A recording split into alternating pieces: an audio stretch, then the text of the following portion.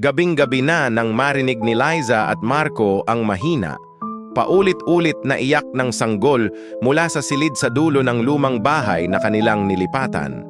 Pareho silang kinilabutan, wala pa silang anak at alam nilang walang ibang tao sa bahay.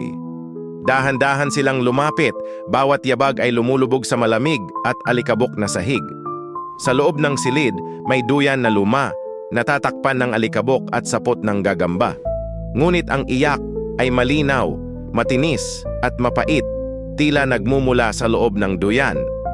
Nilapitan ni Liza ang duyan, nanginginig ang kamay. Hinawi niya ang lumang kumot na nakatakip. Walang laman, tumigil ang iyak. Sumulyap siya kay Marco, nangingilid ang luha sa takot at pagkalito.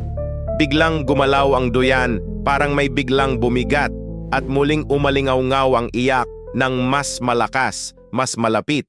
Napaatras sila, nanginginig ang mga kamay.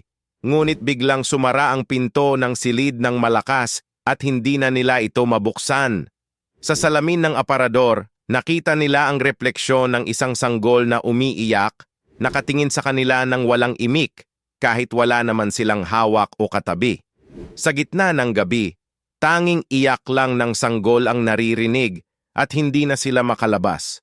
Ang duyan ay patuloy na umaalog, parang may buhay na hindi nila maunawaan, isang lihim na hindi dapat gisingin.